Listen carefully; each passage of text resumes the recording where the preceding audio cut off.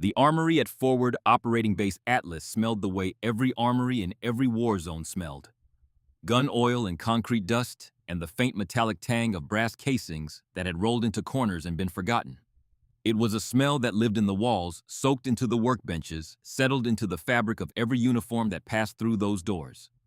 A smell that Dominic Hale had carried in his lungs for 30 years. He moved through the pre-dawn darkness with the economy of motion that came from 3 decades of muscle memory. No wasted steps. No unnecessary sound.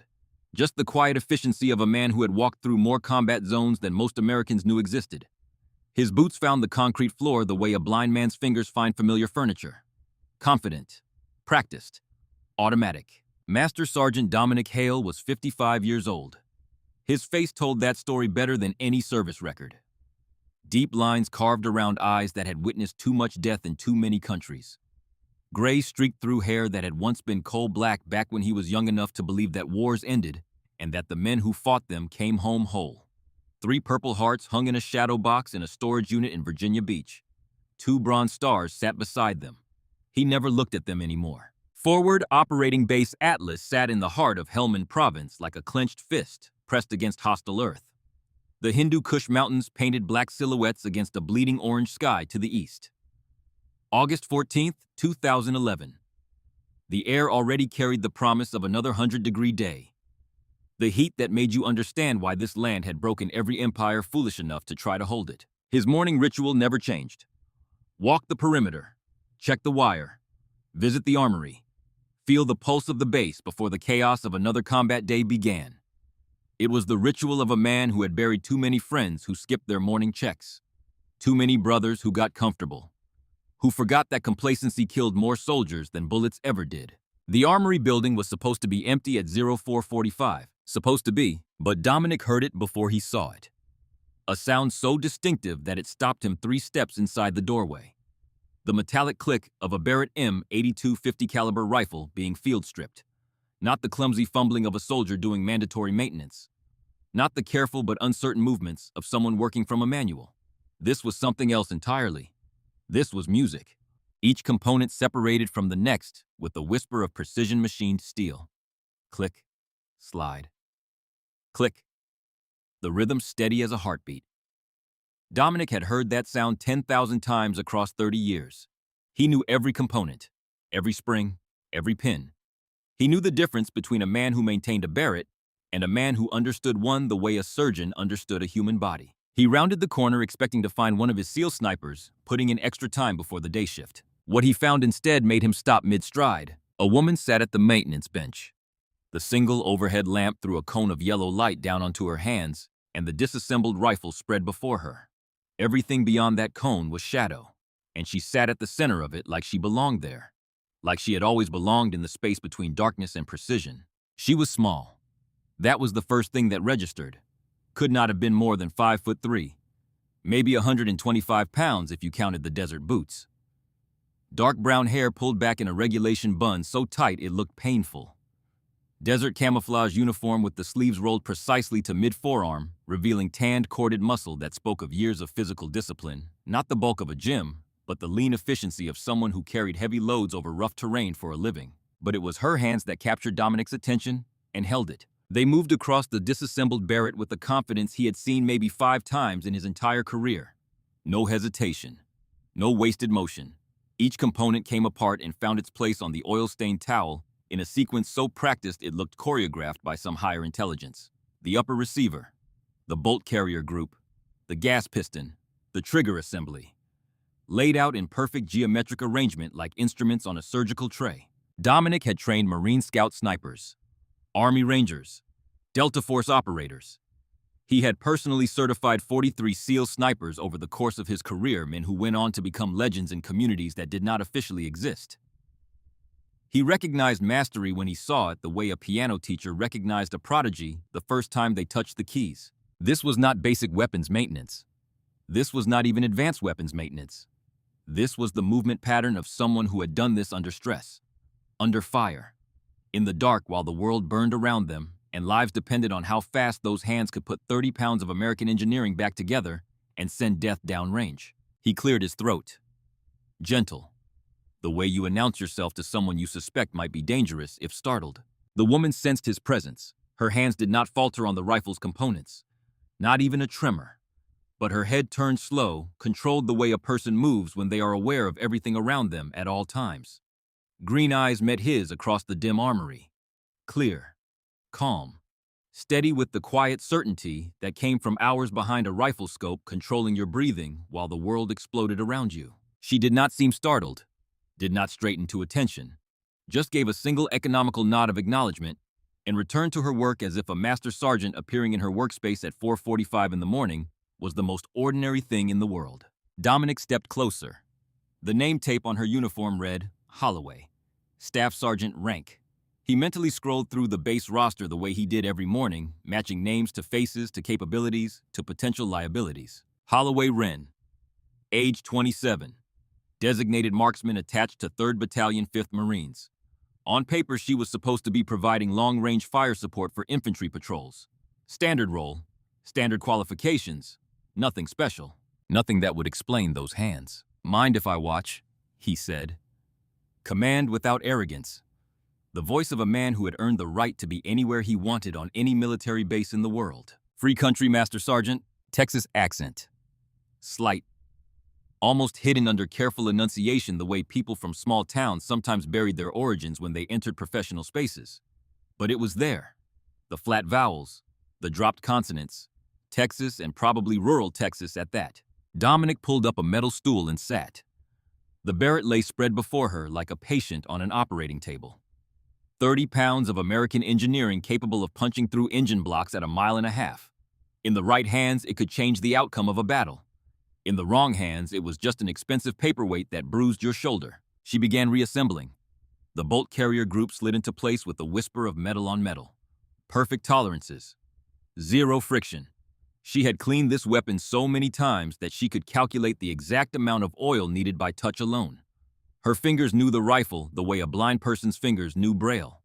Through repetition so deep it had become something closer to instinct than skill. How long have you been working with the Barrett? Dominic asked. 4 years. Her fingers installed the gas piston without looking. Her eyes stayed on the receiver, but her hands operated independently, finding components by feel, installing them by memory. Started on the M24 system in basic sniper school. Moved to the M110 in 2010. Got certified on this one about 6 months before deployment. 4 years. That tracked with her age. Probably joined at 21. Volunteered for sniper training. Graduated. Deployed. A clean linear career progression that explained everything on paper and nothing in reality. Because what Dominic was watching did not come from 4 years of standard training. What he was watching came from something deeper. Something that could not be taught in any school the United States military operated. See much action with it, he pressed. Gentle. The way you coax information from someone who has learned to keep secrets automatically and constantly. Wren's hand stilled on the rifle's receiver. Just for a heartbeat. A pause so brief that anyone else would have missed it entirely. Then they continued their mechanical dance, installing the next component with the same fluid precision. Some, she said. Quiet. Almost too quiet. Enough to know what it can do when it needs to. There it was. That tone. Dominic had heard it before from his best operators. The ones who had actually seen the elephant. Actually pulled triggers on living, breathing human beings at distances most people could not comprehend. The ones who carried the weight of those moments in their voices like stones sewn into the lining of their words. They never bragged, never boasted, never told war stories at bars, or puffed their chests at barbecues.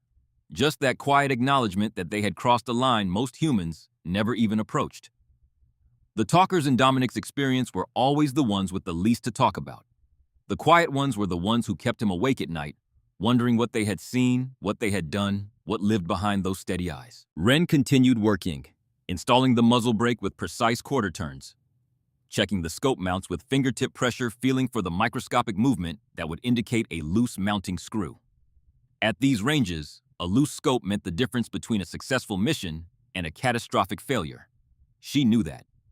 He could see it in the way she double-checked every connection point, her fingers lingering an extra half-second on each interface between metal and metal. The maintenance bay door swung open, heavy boots on concrete, the sound of someone who wanted to be heard before they were seen. Corporal Bryce Whitford strutted in like he owned the place and the ground beneath it. 22 years old. Fresh-faced kid from Tulsa, Oklahoma, with exactly 7 months in country and the swagger that young soldiers wore like body armor against their own fear. Sandy hair cut high and tight. Blue eyes that had not yet learned the difference between confidence and arrogance. Morning, Holloway. Bryce's grin did not quite reach his eyes. It was the grin of a young man performing masculinity for an audience, even if the audience was just one woman and one old man. Still playing with that big gun of yours? Wren did not respond immediately. Her focus remained on installing the Barrett's barrel assembly, threading the heavy steel tube into the receiver, with the care of someone handling something sacred. Dominic watched her jaw tighten. Microscopic. A movement measured in millimeters that most people would never notice in a lifetime of looking. But Dominic had spent 3 decades reading human tells. That tiny muscle flex told him everything he needed to know. Wren Holloway was not intimidated. She was making a conscious, disciplined decision not to engage. Gotta keep it clean, Wren said. Voice flat. Neutral. Professional in the way that a sheathed blade is professional. Never know when you might need to reach out and touch someone. Bryce laughed. Sharp.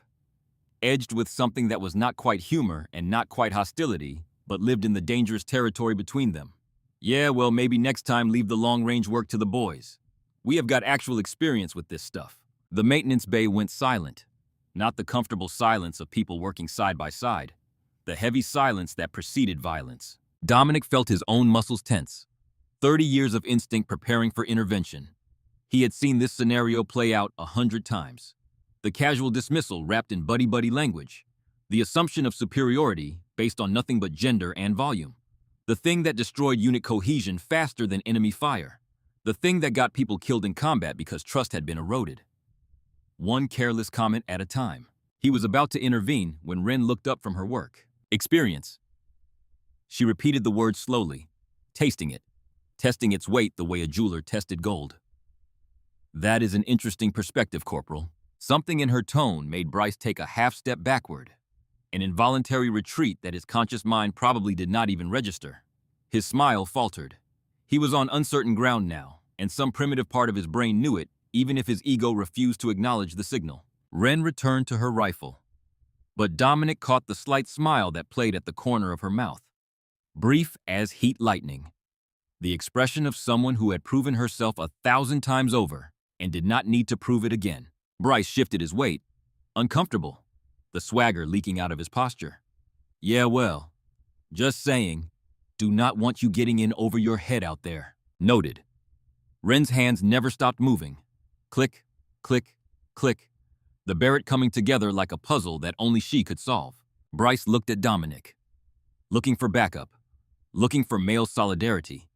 Looking for the silent nod or the shared smirk that would tell him he was right and the woman was wrong. Dominic's face remained stone. Corporal Whitford. His voice carried the weight of 3 decades of command. How many confirmed kills do you have? Bryce straightened, pride inflating his chest.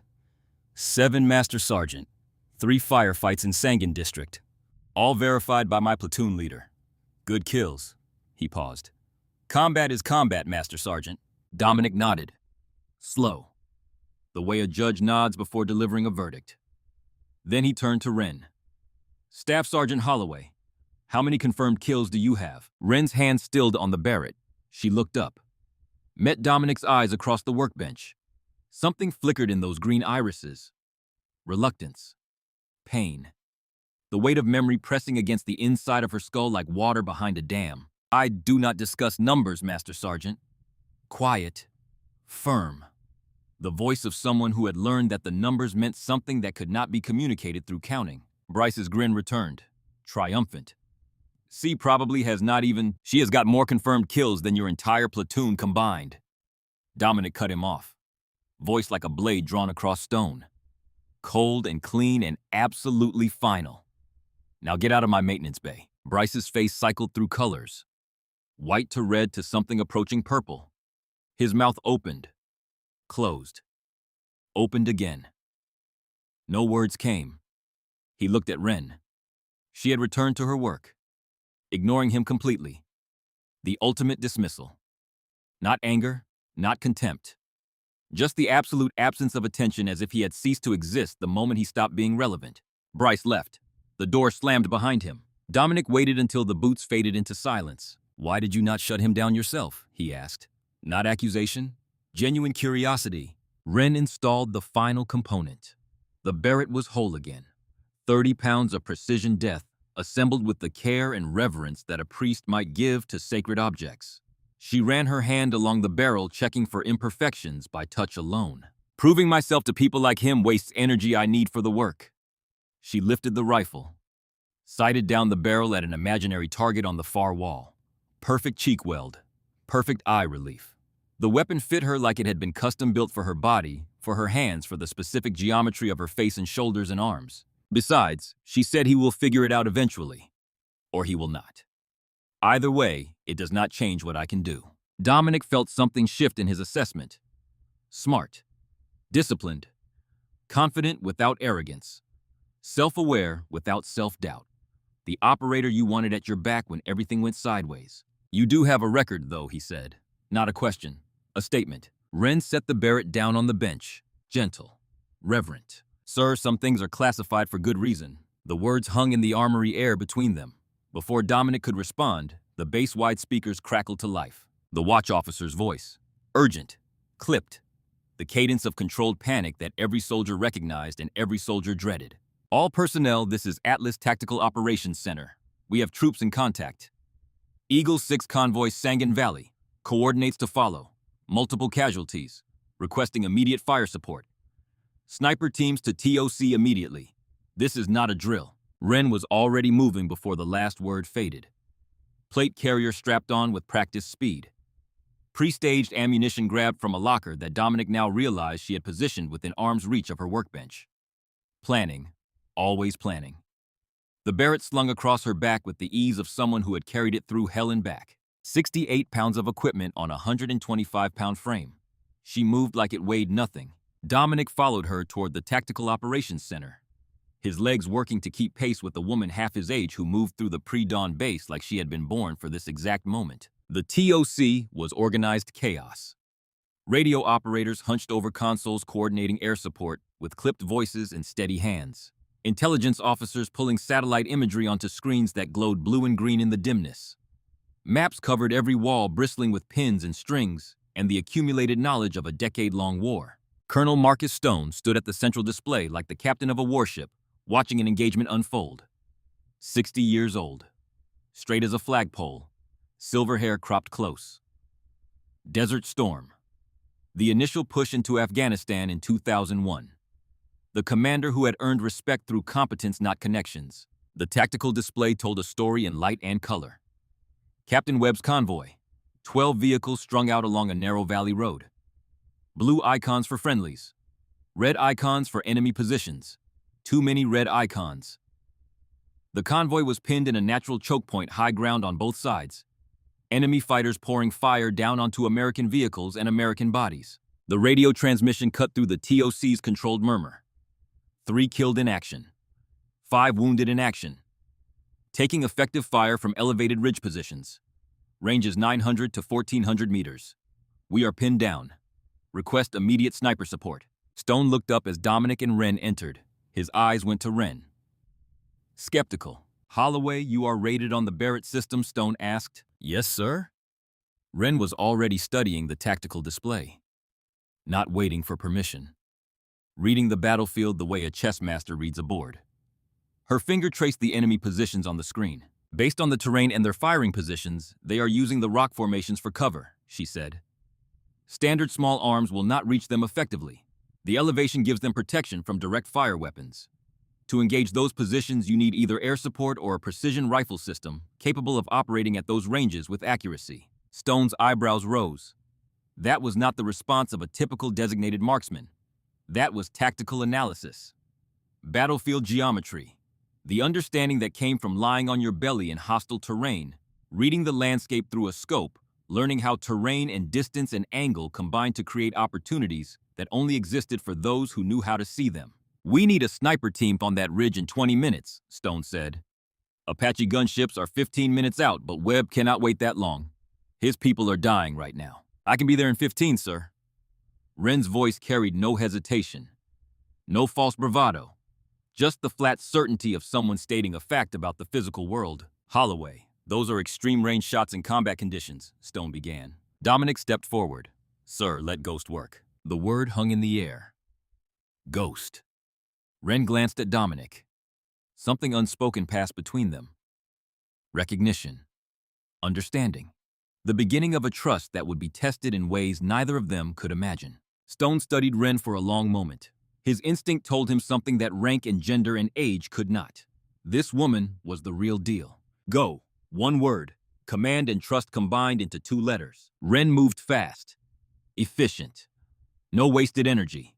Dominic fell in beside her, grabbing his spotting scope and range-finding equipment from the TOC staging area. Ghost, Ren asked as they jogged toward the motor pool.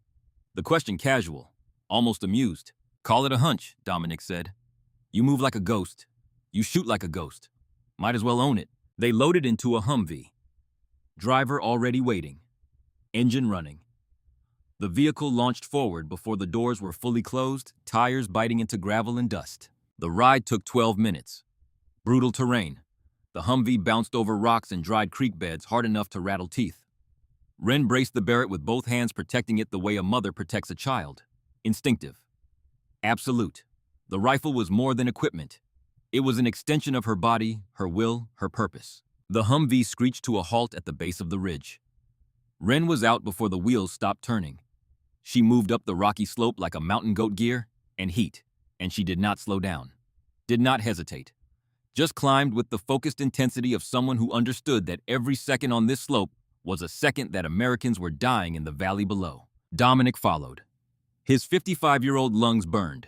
His knees protested, but pride kept him moving. He had trained too many young shooters to let one outpace him. They reached the ridge crest. Ren was already setting up. Bipod deployed, rear bag positioned. Body alignment perfect. She pulled out a small meteorological device, thumbing through readings. Wind speed, temperature, humidity, barometric pressure. Every variable that would affect a bullet's flight path. Dominic set up his spotting scope. 60 power magnification. The valley jumped into sharp focus. He could see the convoy below. Vehicles clustered in the choke point. Bodies on the ground. Marines crouched behind Humvees returning fire with weapons that could not reach the elevated enemy positions. Muzzle flashes from the opposite ridge. Range to nearest target, Dominic called out. He triggered his laser rangefinder. 927 meters. Ren adjusted her scope. Her fingers turned the elevation and windage turrets with the precision of a safecracker. I have visual on a PKM gunner, she said. Partially concealed behind a sandbag position. 6-inch gap at chest height. Wind 4 to 6 miles per hour from the southwest. Steady. Her breathing settled into a controlled rhythm. 4 counts in. Hold. 4 counts out. Hold. Her heartbeat slowed. The world narrowed to the scope, the target, the trigger. Target confirmed hostile, Dominic said. He could see the PKM gunner through his spotting scope. The man was hammering the convoy with sustained fire. Every second that gunner stayed alive, more Americans died. You are clear to engage. Ren's finger found the trigger. First pad of the index finger. Proper placement. Perfect pressure distribution across the trigger face. She whispered something. Dominic could not hear the words. Did not need to. He had heard enough prayers before shots.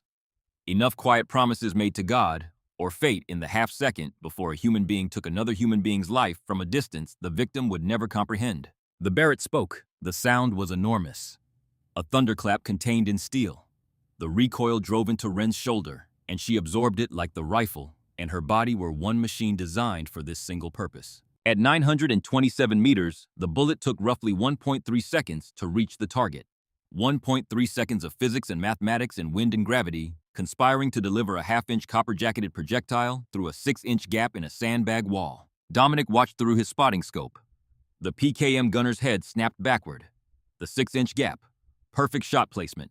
The man dropped like someone had cut his strings. Target down, Dominic confirmed. Ren was already cycling the bolt. Ejecting spent brass. Chambering a fresh round. Her eyes never left the scope. No celebration, no acknowledgement. Just the immediate automatic transition to the next threat. Second target, 1,185 meters. Spotter moving behind a pickup truck. He is directing fire for the other positions. Confirmed, Dominic said. Moving left to right approximately 2 miles per hour. Wren led the target, calculating bullet flight time, predicting where the man would be when the round arrived nearly 2 seconds after she pulled the trigger. Distance, wind, movement speed, bullet drop. Spin drift, the Coriolis effect. The Barrett cracked again. Through the spotting scope, Dominic saw the truck's cab window explode inward. The spotter collapsed. The round had traveled through the glass through the cab and found flesh on the other side. Dominic exhaled. That is one hell of a shot. Wren did not respond. Already scanning, already hunting. Her scope sweeping the ridge for the next threat. Third target, 1,340 meters. Motorcycle. Probable commander based on the radio antenna and the way the other fighters are deferring to his position. Dominic found the target. A man on a dirt bike moving fast across broken terrain. Maybe 35 miles per hour, weaving between boulders and scrub brush. This was not just a long shot. This was a nearly impossible shot. A moving target at extreme range on unpredictable terrain. Target is moving too fast, Dominic said. Wait for him to stop. No time. Wren's voice flat. Certain. He is calling for reinforcements. I can see the radio handset. He reaches that tree line, we lose him entirely. She was calculating in real time. Distance. Target speed. Lead time. Bullet drop. Wind drift.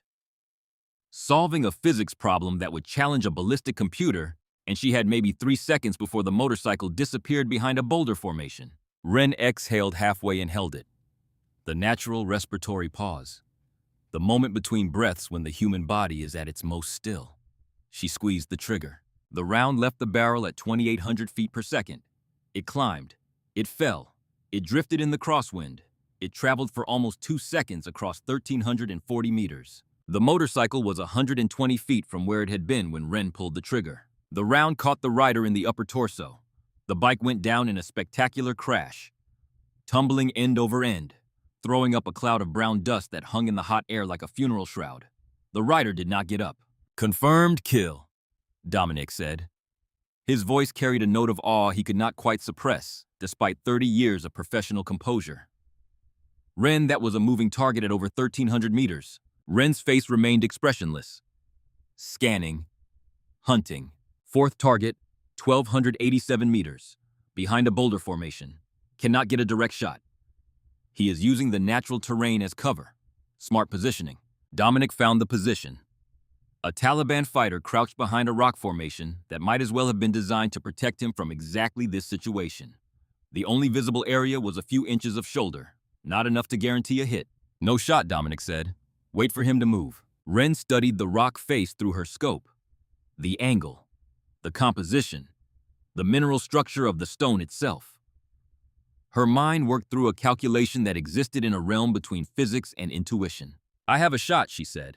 Before Dominic could ask what she meant, the Barrett fired. Through his spotting scope, Dominic saw the impact. Not on the target, on the rock face. 6 inches to the left of the fighter's position. The .50 caliber round hit granite at supersonic speed, and the laws of physics did exactly what Wren had calculated they would do. The rock exploded. Fragments of stone and bullet jacket moving outward at velocities that turned natural material into shrapnel, as lethal as any manufactured weapon. The Taliban fighter screamed. Stumbled out from cover, clutching his face, his neck torn by stone fragments, blinded, disoriented, exposed. Wren fired again. Center mass. The fighter dropped and did not move. Dominic sat back from his scope, stunned in a way that he had not been stunned since the first time he watched a master at work. You just calculated a ricochet shot at 1,200 meters, he said, under combat stress, in real time. The angle was right, Wren said, ejecting the spent brass with mechanical calm. Granite is hard enough to fragment the round, but not dense enough to absorb all the kinetic energy. The physics made sense. The physics made sense. Dominic had trained scout snipers for 20 years. He had never seen anyone attempt a ricochet shot beyond 300 meters. The variables were too complex, the margin for error too razor thin.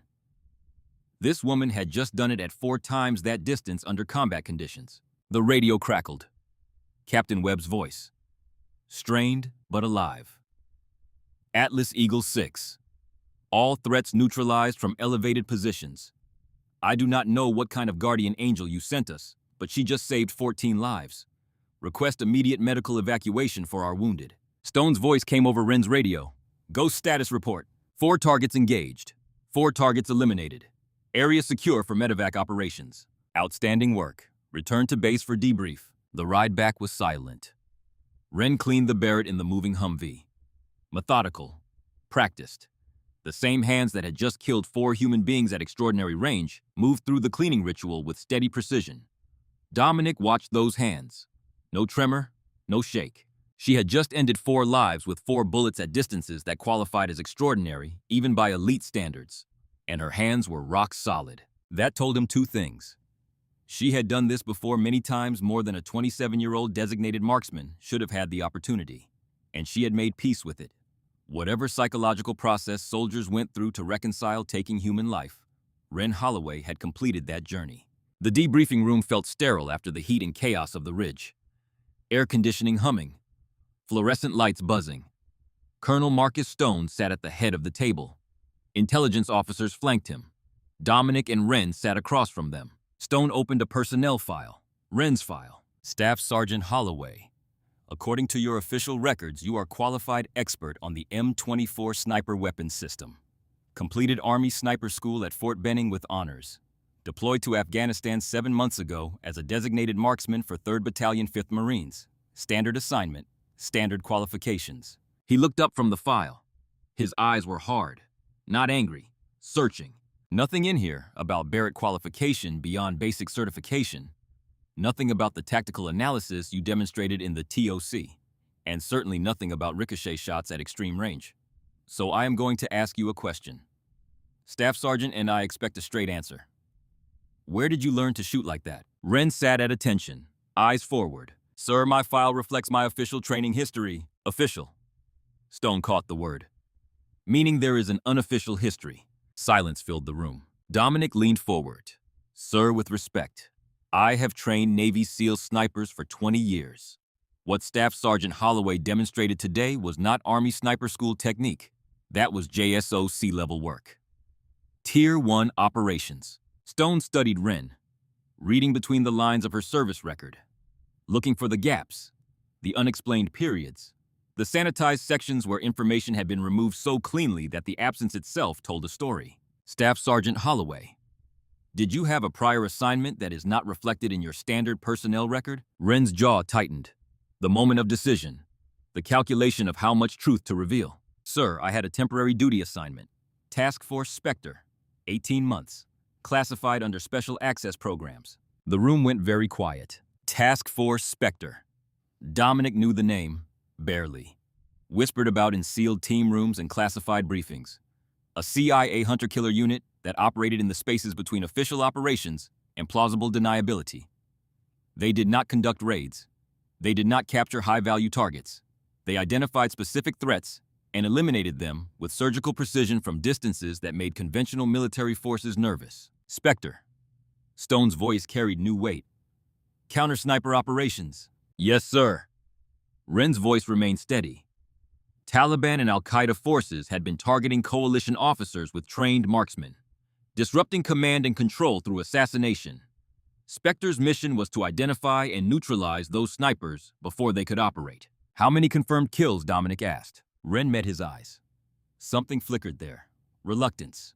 Pain. 47 confirmed kills, Master Sergeant, all at ranges exceeding 800 meters. 32 beyond 1,500 meters. 47. Dominic felt the number settle into his gut. Most career snipers would be proud of 20 confirmed kills over an entire career. Ren Holloway had 47 in 18 months, at 27 years old. Stone leaned back. What is your longest confirmed kill, Staff Sergeant? Ren was quiet for a moment, deciding whether to say the number aloud, whether to make it real. 3,247 meters, sir. Her voice dropped to barely above a whisper. September 23, 2008. 3 independent observers with laser rangefinders verified the distance. 2 from my unit, 1 from CIA ground branch conducting surveillance on the target. 3,247 meters, just over 2 miles. That put her within 300 meters of the longest confirmed sniper kill in military history. Who was the target? Stone asked. Gentle, Ren's hands clenched in her lap. First sign of emotion she had shown since the debriefing began. Taliban sniper. Call sign the Falcon. Real name unknown. He had killed 23 Americans over 14 months. All long-range precision shots. All targeting officers and senior non-commissioned officers. He was systematically degrading our command effectiveness across 3 provinces. She paused, breathing carefully, controlling something deep inside that wanted to break free. The Falcon killed my father. Gunnery Sergeant Robert Holloway. July 12, 2008. Shot him through an armored Humvee viewport at 2,960 meters. My father bled out before medical evacuation could reach him. He died in the back of that vehicle on a dirt road in Helmand Province, and nobody could do anything to save him. The fluorescent lights buzzed. The air conditioning hummed. The world continued to function in its mechanical and different way, while Ren Holloway spoke about the worst day of her life, with the same controlled precision she brought to everything else. I am sorry for your loss, Stone said. Your father was a good Marine. Something changed in Ren's eyes. You knew him, sir. Stone nodded. Bobby Holloway trained half the scout snipers in the Corps during the 90s, including me when I was a young lieutenant who thought he knew everything about long-range shooting. He was the best instructor I ever had. Taught me that the rifle was only half the equation. The other half was knowing when to shoot and when to hold fire. Ren's eyes glistened. First tears Dominic had seen. She blinked them away. Professional, controlled, but human. If your father trained you, Stone continued, then I understand why you are this good. But I need to know something. Why is none of this in your official record? Ren looked down at her hands. Sir, after I eliminated the Falcon, I was removed from Task Force Spectre. The shot was successful. The distance was verified. The target was confirmed dead. But I had disobeyed direct orders to take it. What were your orders? Dominic asked. Capture.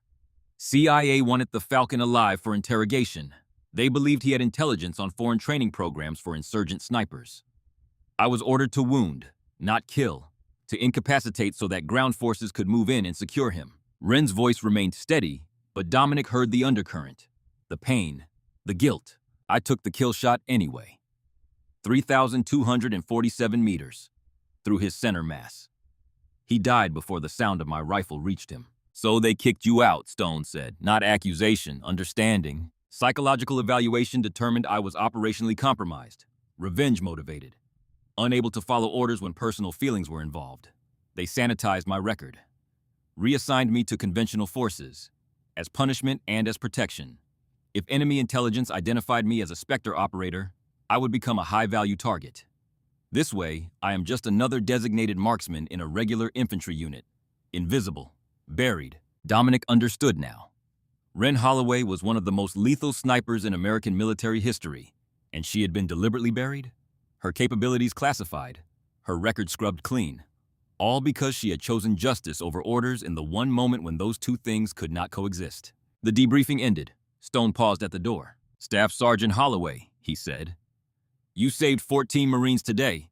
That buys you a conversation, but not a blank check. I need to know you can follow orders before I trust you with anything more. He left. Dominic and Ren walked out into the Afghan afternoon. 103 degrees.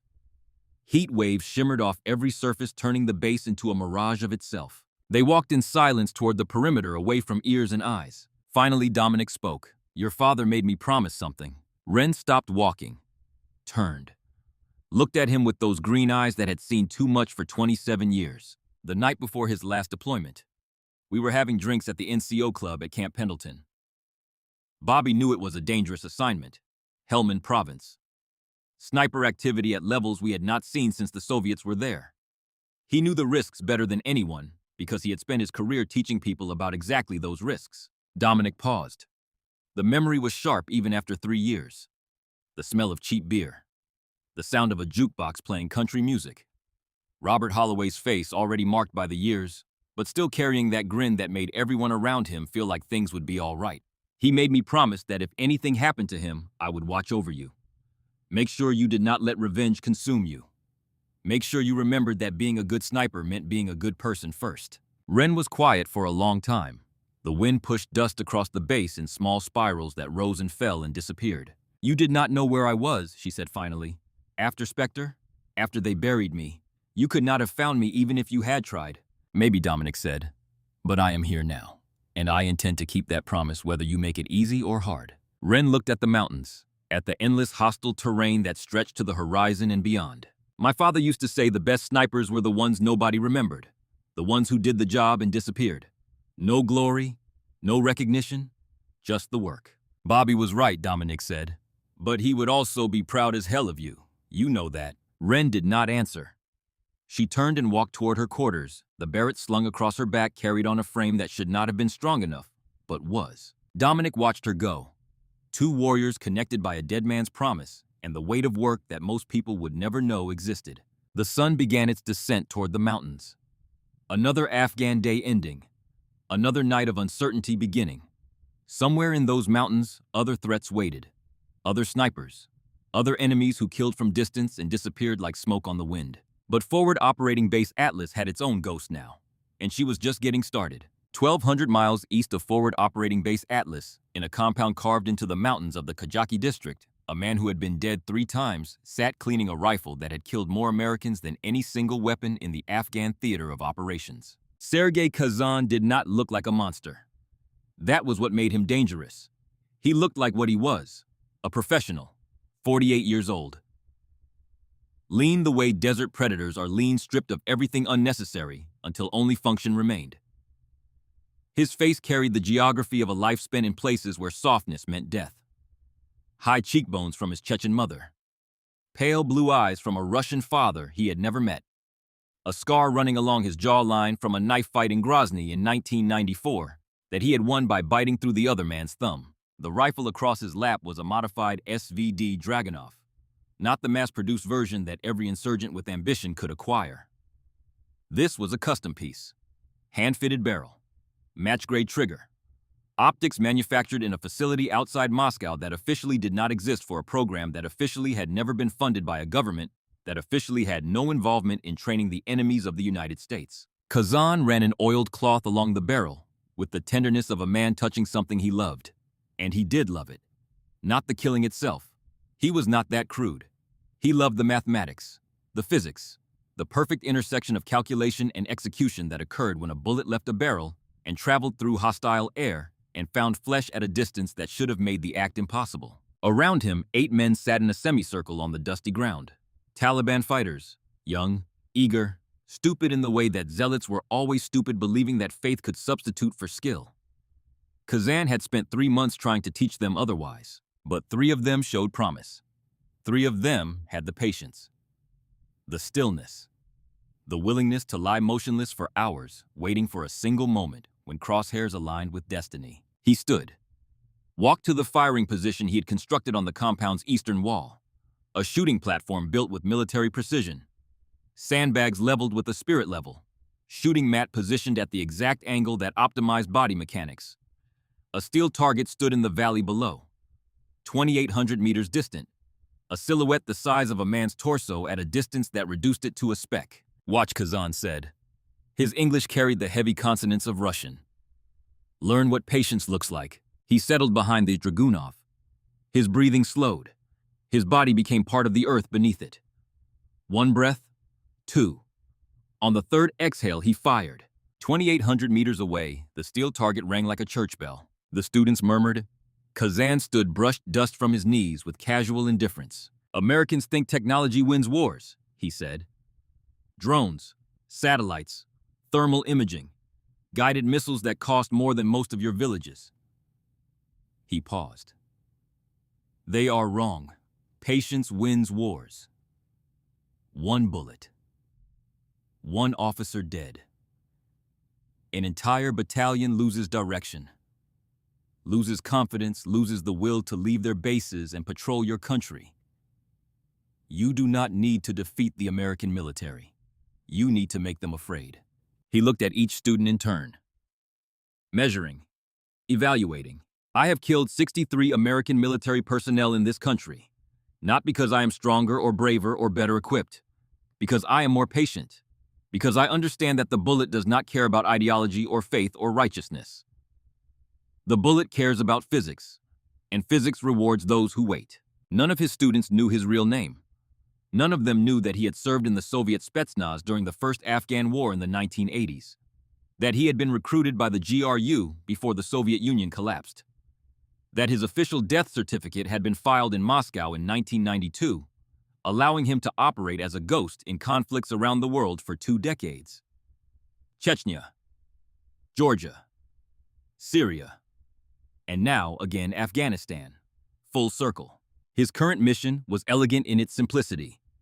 Train insurgent snipers, target American leadership, create a self-sustaining program of precision violence that would continue killing Americans long after Sergei Kazan disappeared into whatever retirement looked like for a man who had been officially dead for 19 years. The Falcon had been his best student. Patient, disciplined, a natural shooter who had absorbed Kazan's teachings with hunger. Kazan had provided the Falcon with the rifle, Russian-manufactured, smuggled through Iran. He had provided the ammunition, match-grade rounds from a classified production facility. He had provided the target coordinates for Gunnery Sergeant Robert Holloway, identified by GRU analysts as a key training asset whose elimination would degrade American sniper capabilities across multiple provinces. The Falcon had made the shot. 2,960 meters. Through an armored viewport. Clean kill. Kazan had monitored the operation from a ridge 3 kilometers away, watching through a spotting scope as an American Marine bled out in the back of a Humvee on a dirt road. He had felt nothing. Professional acknowledgement that the operation had succeeded and the program was working. Then the Falcon had died. Killed by a shot at 3,247 meters. A distance that should have been impossible. Killed by, according to intelligence, Kazan had gathered a woman, an American woman who had hunted the Falcon for weeks and then reached across 2 miles of mountain air and ended him with a single round. Kazan had studied the reports, analyzed the ballistics, calculated the trajectory, and he had felt something he had not felt in decades, something that might have been respect if he were the man who allowed himself such emotions. A runner appeared at the compound gate, young, breathless, carrying a radio handset. "Commander," the boy said, "there has been an incident at the American base. Our attack was successful. They have identified the ammunition storage facility.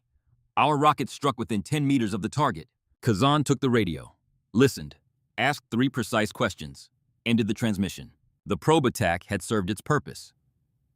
Testing American defenses, identifying response times, mapping the base layout through precisely targeted strikes, information essential for the larger operation. Kandahar Airfield, the largest American military installation in southern Afghanistan. 25,000 personnel. In 72 hours, Kazan's network would strike it with coordinated precision. Truck bombs at 3 entry points. Rocket attacks from pre-positioned launch sites. And snipers. His snipers. Targeting the officers who would try to organize the defense. Conservative estimates projected 200 to 300 casualties. Enough to shake American resolve. Enough to justify the millions of rubles that Moscow had quietly funneled into his program through intermediaries so long that the money arrived smelling of nothing but Afghan dust. Kazan set down the radio, picked up his rifle, resumed cleaning. He thought about the woman who had killed the Falcon. Intelligence was scarce. An American. Military. Female. A sniper of extraordinary capability, operating in a theater where most shooters considered 1,500 meters an ambitious attempt. She had made a shot at 3,247 meters, had tracked the Falcon for weeks through terrain that would have broken most soldiers, had waited with the patience of a stone until the moment presented itself, and then had executed with the precision of a machine. Kazan respected that. He was old enough and experienced enough to respect capability regardless of its nationality or gender. In his world, there were 2 kinds of people. Those who could kill at distance and those who could not. Everything else was politics. He wondered if she would come for him, if she knew about his connection to the Falcon, if somewhere in the American intelligence apparatus someone had connected the lines between Moscow and Kajaki and a dead Marine on a dirt road in Helmand. If she was out there right now, watching, waiting, the way he would be watching and waiting if the situation were reversed. He finished cleaning the Dragunov, set it carefully against the wall, stood and walked to the window of his quarters. Through the thick glass, he could see the mountains stretching endlessly in every direction. The same mountains the Soviets had tried to conquer when he was a young man in uniform. The same mountains that had buried his friends and his innocence and whatever capacity for human connection he had once possessed. Patience, he said to the empty room, and waited for noon. Back at Forward. Operating Base Atlas. Wren Holloway stood in the intelligence briefing room and studied the face of the man who had orchestrated her father's murder. The photograph filled the main display screen. Drone imagery. High altitude. The subject captured mid-stride, unaware that invisible eyes watched from 60,000 feet. Hard face. Pale eyes that looked dead even in a photograph. The scar along his jawline catching shadow. Colonel Marcus Stone stood at the head of the conference table. Intelligence officers flanked him with folders marked in red classification stamps. "This is our target," Stone said. "Intelligence designates him as Sergei Kazan, call sign the Wraith. Multiple aliases across multiple theaters of operation. Former Soviet Spetsnaz, former GRU, officially dead since 1992. Stone clicked through photographs. American bodies, officers, senior NCOs, each killed by a single long-range shot. In the last 18 months, Kazan has 63 confirmed kills of American personnel. All long-range precision shots. All targeting leadership. He is not just eliminating soldiers. He is systematically dismantling our command structure." Wren studied the photographs. The precision, the consistency, the patient, methodical approach to killing that spoke of a professional operating at the highest level. "He has also been training Taliban snipers," Stone continued. "We have identified 12 fighters who received direct instruction from him.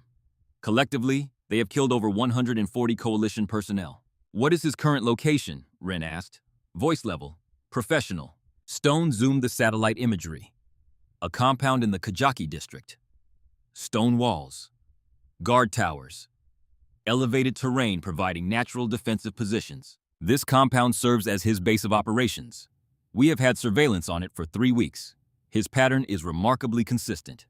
Every day at noon, he conducts a security walk around the perimeter, exposed for approximately 90 seconds. The only position that offers clear line of sight to the compound is here. Stone pointed to a ridge system northwest of the target. Range from that position to the compound courtyard is 3,890 meters. 3,890 meters. 2.4 miles. 643 meters farther than Wren's record shot against the Falcon. "Sir," Wren said carefully, "that is an extremely challenging distance. Even in perfect conditions, the probability of a first-round hit at that range is very low." "We know," Stone said. "We have run the ballistics, consulted with every long-range shooting expert in theater. They all say the same thing. Theoretically possible, practically impossible." He looked directly at Wren. "But you have made a shot at 3,247 meters. If anyone in this theater can make this shot, Staff Sergeant, it is you." "What is the time frame?" Wren asked. 72 hours. Intelligence indicates Kazan is planning a major coordinated attack on Kandahar airfield. Truck bombs. Rockets. Sniper teams. Casualty estimates range from 200 to 300 personnel. 200 to 300 lives.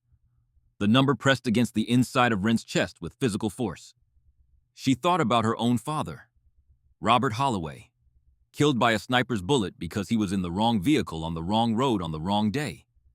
How many other daughters would stand in empty kitchens holding folded flags? "Sir, what are the rules of engagement?" Wren kept her voice neutral. Stone exchanged glances with the intelligence officers. "That is where this gets difficult. The CIA has significant interest in this target. Kazan possesses intelligence about Russian military operations, training programs, proxy networks. Their strong preference is capture, not kill. I am giving you tactical discretion," Stone said. "Primary mission is preventing the Kandahar attack. If the tactical situation requires lethal force, you are authorized. I am not going to sacrifice American lives for an intelligence opportunity." Wren nodded. "I will need 48 hours to prepare. Practice shots at extended range. Atmospheric data collection. Wind pattern analysis." The briefing ended. Wren and Dominic walked toward the long-range shooting facility. The sun pounded down. 108 degrees. They walked in silence until they were clear of the buildings and the ears that might be listening. "There is something else you need to know," Dominic said. His voice carried a weight that made Wren stop walking. She looked at him, waiting. "I pulled strings," Dominic said. Called in favors from contacts I have maintained for 30 years. He paused, choosing words with the care of a man defusing an explosive device. Kazan did not just kill your father indirectly by training the Falcon. He was the architect of the entire operation. He identified your father as a target through GRU intelligence analysis. He provided the Falcon with the rifle Russian-manufactured smuggled through Iran. He provided the ammunition, match-grade rounds from a classified production facility. He provided the target coordinates, the patrol schedule, the vehicle identification. Your father was not a random casualty, Ren. He was a designated target in a Russian intelligence operation designed to degrade American sniper training capabilities. The world went very still. The heat, the wind, the distant sound of generators. All of it receded until there was nothing but Dominic's voice and the revelation it carried. My father was killed by Russian intelligence, Ren said, the words flat, testing them, indirectly but deliberately. Kazan ran the program. The Falcon pulled the trigger. But the bullet, the rifle, the target selection, all of it traces back to Moscow through Kazan. Ren felt rage building, hot, consuming, familiar. The same rage that had driven her to disobey orders and kill the Falcon. The same rage that had gotten her removed from Task Force Spectre. The rage that lived in the marrow of her bones and waited for moments exactly like this. Ren. Dominic's voice cut through the red haze with precision. I am telling you this because you need to know. But I am also telling you because you need to hear what comes next. She looked at him, eyes burning. You cannot let this become personal. If you take that shot at Kazan for revenge, you will miss. Anger does not steady hands. Anger does not calculate wind drift. Anger does not account for 6 seconds of bullet flight time through unstable atmospheric conditions. Your father taught you that, Ren breathed. Controlled. Pushing the rage down into a locked room deep inside her chest, where it could burn without consuming anything that mattered. I know, she said. I understand. Do you? Dominic asked. Because in 48 hours, you will be lying on a mountain with a rifle pointed at the man responsible for your father's death. And in that moment, every fiber of your being will want to kill him, not because the mission requires it, but because your heart demands it. If you cannot separate those two things, you will fail. And 200 people will die at Kandahar. Ren looked at the mountains. I hear you, she said. And you are right. Now let me go practice missing. The long-range shooting facility occupied the far edge of the base. Berms of packed earth designed to absorb rounds. Steel targets placed at graduated distances stretching to the horizon. She spent the next 6 hours shooting. Dominic spotted, called wind, confirmed impacts, took meticulous notes. Building a data profile of how the Barrett performed at distances it was never designed to reach. At 3,500 meters, Ren hit 5 of 12 shots. The misses were data points, each one teaching her how wind at different altitudes affected the bullet's path, how temperature changes altered trajectory, how microscopic variations in ammunition produced different results at extreme range. She cataloged each miss in her mind the way a scientist catalogs experimental results.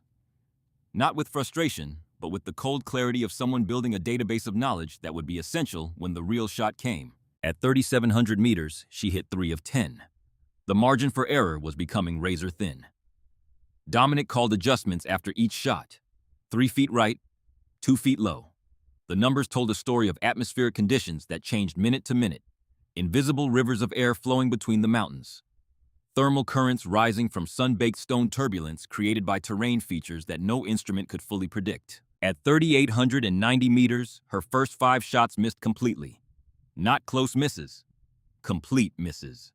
The rounds impacting dirt and stone in places that told her the atmospheric model she was building in her head was incomplete. That at this distance, the air between the rifle and the target contained variables she had not yet learned to account for. The 6th shot hit the edge of the target. A metallic ring that took nearly 12 seconds to reach them. Proof of concept, evidence that the impossible was merely improbable. The 7th missed. The 8th, 9th, and 10th missed. Each one a lesson. Each one a piece of the puzzle that her mind was assembling from physics and intuition and the accumulated wisdom of 1,000 hours behind a rifle scope. Ren sat back from the Barrett. Her shoulder throbbed from hours of recoil. Her eyes burned from staring through the scope in 100-degree heat. Her hands were shaking from fatigue and frustration and something that might have been fear. Take a break, Dominic said. You are forcing it, trying to muscle the physics instead of letting the physics work for you. They sat in the shade of a concrete blast wall, drinking water, letting her body recover. Tell me about your brother, Ren said. You mentioned he died in Iraq. Dominic was quiet for a long time. Mark, he said finally, 2 years younger than me. Wanted to be a Marine like his big brother. I trained him before his deployment, taught him everything I knew, told him he was ready. He paused. Standing at the edge of a cliff he had visited 1,000 times. He was ready.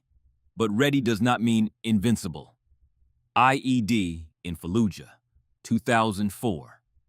He was leading his fire team through a residential area. Textbook tactics. Perfect execution. The bomb was planted under a dead dog in the middle of the street. Triple-stacked artillery rounds wired to a pressure plate. When Mark stepped on it, there was not enough of him left to fill a small coffin. The words fell into the silence between them like stones dropped into deep water. You blame yourself, Ren said. Not a question. Recognition. Every day. I trained him. Told him he could handle anything Iraq threw at him. I was wrong. You gave him the best training possible. The best knowledge. You cannot control every variable in combat. Nobody can. Dominic looked at her. You sound like you are trying to convince yourself as much as me. Ren smiled. Small. Sad. Maybe. I have spent the 3 years wondering if I could have saved my father. If I had been faster through sniper school. If I'd been assigned to his area of operations. If I'd been good enough to find the Falcon before the Falcon found him. She paused. But the truth is I could not control those variables. All I could control was what I did after. How I honored his memory. How I used the skills he gave me to make sure other fathers came home. She picked up the Barrett, ran her hand along the barrel. This shot. Kazan. It is not about revenge. It is about preventing other families from living with this weight. Dominic nodded. Then let us get back to work. They resumed shooting. Ren adjusted her approach. Stopped trying to force the bullet to obey her will. Started trusting her instincts. The deep knowledge that lived in her hands and her eyes and the part of her brain shaped by years of her father's patient instruction. She stopped thinking about the distance. Started thinking about the fundamentals. Breathing. Trigger control. Follow through. Natural point of aim. At 3,890 meters, her 11th shot hit center mass on the target. Her 12th shot hit 6 inches higher, still on target. Her 13th shot hit center mass again. Dominic watched the pattern develop. You are getting it. What changed? I stopped thinking about the number. Started thinking about the bullet. What it needs from me. Where it wants to go. The distance does not matter if the fundamentals are perfect. My father used to say the bullet does not know how far it has traveled. It only knows the forces acting on it in each moment. Control the moments, and you control the outcome. They continued until darkness fell. 43 rounds at extreme range, 13 hits. A 30% success rate at a distance most snipers would never attempt. Not perfect, not certain, but possible. That night, Ren lay in her bunk and stared at the ceiling. Sleep was not coming. She pulled out a photograph. Creased and worn from 3 years of being carried in her pocket. Her father, Gunnery Sergeant Robert Holloway, standing beside a Barrett M82 at a shooting range in 29 Palms, squinting against the California sun, smiling that smile that had made her feel safe every day of her childhood, and that she had not felt since the day he died. I miss you, Dad, she whispered. I wish you were here to help me with this one, to tell me if I am being crazy or brave, to make me laugh the way you used to when I was scared and you would say that fear was just excitement with bad PR. She closed her eyes and saw him at the range, patient, methodical, adjusting her grip on the rifle stock when she was 14, teaching her to control her breathing when she was 16, telling her at 18 that she was a better natural shooter than he had ever been, and that it scared him a little because he knew what the world did to people with gifts like hers. I will make you proud, she whispered. I promise. She did not sleep. Instead, she lay in the dark and ran the shot through her mind. Over and over, calculating, adjusting, visualizing the bullet's path, feeling the trigger break, training her subconscious for a shot her conscious mind still was not certain she could make. At 0300, the base alarm shattered the darkness. Explosions. Close. The building shook. Dust fell from the ceiling. Ren was out of her bunk and into her gear before the second rocket landed. Plate carrier, helmet, Barrett, moving on instinct. The attack lasted 15 minutes. Rockets targeting specific infrastructure, not random bombardment. Precision strikes aimed at the ammunition storage bunker, a facility whose location was not marked on any map available to anyone outside the base command structure. When it was over, Stone gathered his senior staff in a secure conference room. 2 wounded, no dead. But the implications were worse than casualties. They knew exactly where the ammunition storage was. The intelligence officer said. Not the fuel depot, not the motor pool. They went straight for a facility that requires base-level access to identify. Wren spoke first. Sir, that is insider intelligence. Someone on this base is providing targeting data to the enemy. Stone's jaw tightened. We have had 3 precision strikes in 2 weeks, each one targeting infrastructure that requires physical access to identify. Someone here is feeding them information. Do we have suspects? Dominic asked. Working it, Stone said. We have narrowed it down to personnel with access to classified facility layouts. Counterintelligence is running surveillance on 3 individuals. But this changes your mission parameters, Holloway. Your operation is now code word classified.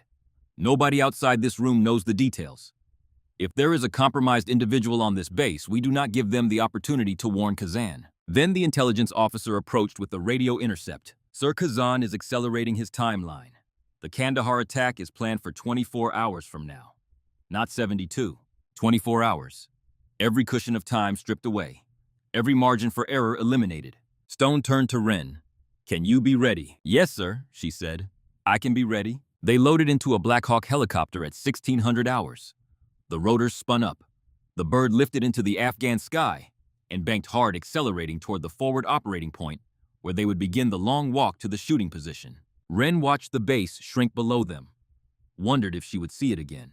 The pilots were Night Stalkers, the best helicopter crews in the world. They flew nap of the earth, hugging terrain, following valleys, using the mountains as cover. The helicopter moved through the Afghan landscape like a dragonfly following a riverbed. 40 minutes later, they touched down at Forward Operating Point Eagle, a small outpost manned by 2 squads of Marines in a location so remote that the nearest paved road was 40 kilometers away. The Marine lieutenant in charge met them, young, maybe 25, but his eyes belonged to someone much older. Master Sergeant, Staff Sergeant, we have your route plotted. 8 hours to the ridge position through rough terrain. We will have a quick reaction force standing by for emergency extraction. They departed at 1800 hours. Sunset was still 2 hours away. The light turned the mountains gold, and then amber, and then the color of dried blood as the sun dropped toward the ridgeline. The patrol route took them through some of the most hostile terrain in Helmand Province. Rocky, mountainous, valleys that channeled sound and funneled attackers, ridgelines that exposed movement to anyone with elevation and optics. Perfect ambush country. The terrain that had been killing invaders since Alexander the Great marched through and learned that conquering this land was easy, but holding it was impossible. Wren carried 68 pounds. The Barrett across her back, its weight settling into her shoulders with the familiar pressure of an old companion. Ammunition distributed through her pack and tactical vest. Water, food, medical supplies, communication equipment. Everything she needed to survive and operate for 48 hours if the mission required extended time on target. The weight was brutal. It ground into her hips with every step and turned the muscles in her thighs into burning cables. But she had carried this weight before, through mountains in Pakistan, through desert in Yemen, through training exercises in the Nevada heat that were designed to break people who thought they were unbreakable. Dominic carried 55 pounds. Spotting scope, range-finding equipment, ballistic computers, additional ammunition, communication gear. His age showed in the economy of his movement, each step placed with deliberate care, conserving energy, the way a long-distance runner conserves energy in the early miles. His knees spoke to him in a language of grinding cartilage and accumulated damage. But his mind was sharp and his eyes were clear, and the skills that mattered most, the ability to read terrain and call wind and keep a shooter focused, those did not deteriorate with age. They moved in silence. Tactical spacing, 10 meters apart, close enough to communicate with hand signals, far enough that a single ambush could not take them both. Eyes scanning the terrain as night fell and the landscape transformed from harsh clarity to the green-tinged ghost world of night vision optics. Every shadow became a potential threat. Every sound, the scrape of a boot on gravel, the distant bark of a wild dog.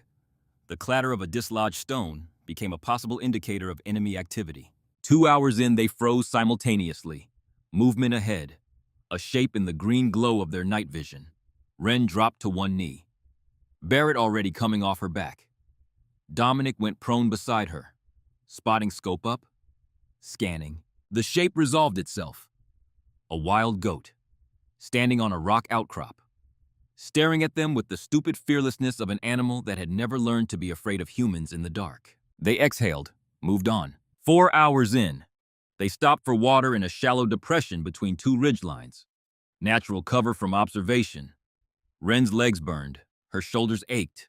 The Barrett felt like it had doubled in weight since they left the outpost. "How are you holding up?" Dominic asked, his voice barely louder than breathing. "Fine." Wren drank, small sips, conserved. They had a long way to go, and water was weight, and weight was time. "Your father would be proud," Dominic said. "Making this patrol, preparing for this shot. Bobby understood the cost of this work better than anyone." Wren looked at the stars, brilliant in the unpolluted Afghan sky. Millions of them. A river of light spilling across the darkness overhead. The same stars her father had seen on his last patrol. "I hope so," she said quietly.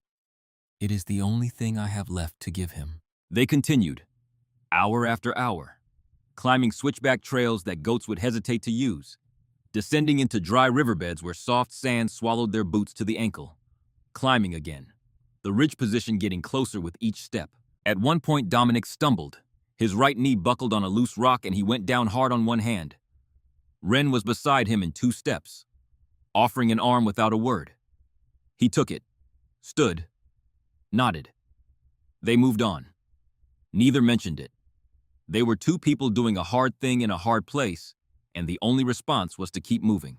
At 03:45, they reached the ridge. Dominic set up the spotting scope while Wren assembled the Barrett. They constructed a hide position using natural terrain features. Rocks arranged to break up their silhouette. Scrub brush pulled over their position. Wren settled behind the Barrett, pulled out the rangefinder, painted the target compound with an invisible laser beam. "Range 4,087 meters, she said. 4,087, not 3,890. 200 meters farther than the intelligence had indicated. 840 meters farther than her personal record. Dominic looked at her. "I can make it," Wren said. "Not bravado, cold assessment." "But should you?" Dominic asked. "At this range, one shot might be all you get." Wren thought about Kandahar airfield. About 200 people going about their duties, unaware that in 24 hours, a coordinated assault would turn their workplace into a killing ground. "Yes," she said, "I have to." They settled in to wait. 7 hours until Kazan's noon security walk.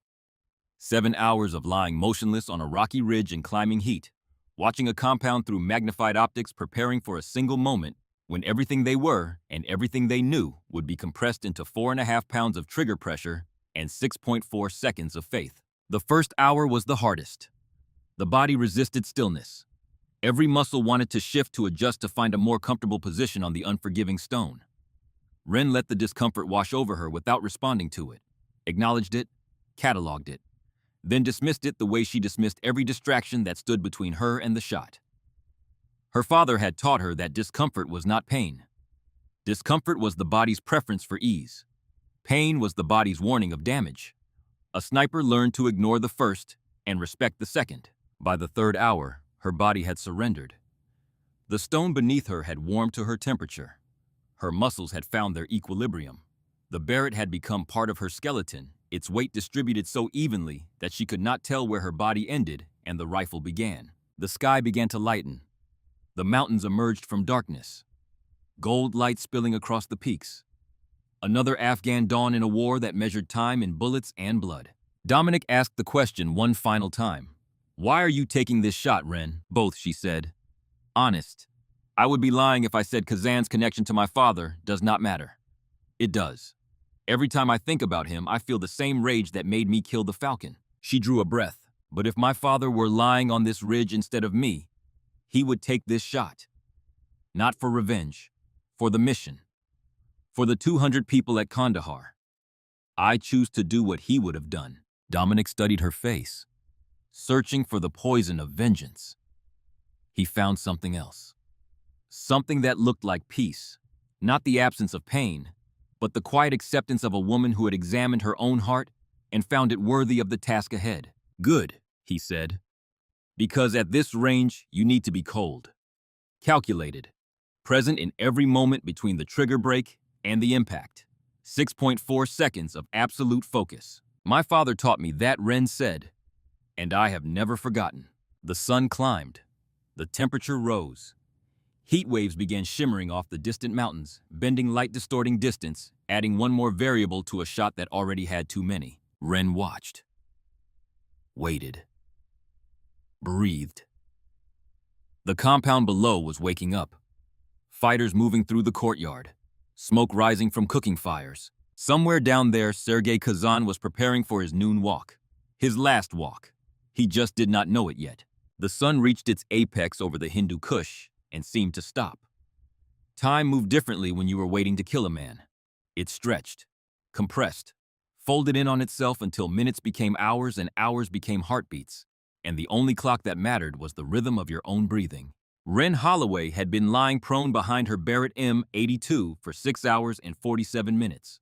Her body had merged with the rocky ridge beneath her, hips pressed into stone, elbows anchored in shallow depressions she had carved with her knife during the first hour. She had not moved, had not shifted, had not scratched the itch that had been burning on her left ankle for the past 90 minutes. Stillness was not a skill. It was a state of being. Her father had taught her that on a November morning in West Texas, when she was 13 years old, lying in frozen grass beside him, watching a white-tailed buck through a hunting scope for 2 hours, before he whispered words she still heard in moments like this. Patience is not waiting, little Ren. Patience is knowing that the moment will come and being ready when it does. Dominic lay beside her. Eye pressed to his spotting scope. Wind steady at 12 miles per hour, Dominic said. Northwest. Temperature 92 degrees Fahrenheit and climbing. Barometric pressure holding at 29.2 inches. Humidity, 38%. Ren made adjustments to her scope, measured in fractions of degrees. At 4,087 meters, that 12-mile-per-hour wind would push her bullet 34 feet to the right during its 6.4-second flight. She would have to aim at a point in empty air where nothing existed except the mathematical certainty that physics would curve a copper-jacketed projectile from where she aimed to where she needed it to arrive. She had loaded 2 rounds into the Barrett's magazine. Both were special. Brass casings she had hand-loaded in the ammunition workshop at FOB Atlas. Each one engraved with 2 letters on the base. R.H. Robert Holloway. She had been carrying these rounds since the day she learned the full truth about her father's death, saving them, waiting for the shot that earned them.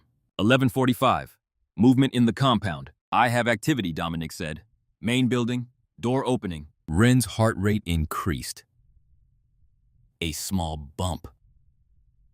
Years of training engaged automatically. In through the nose. Hold. Out through the mouth.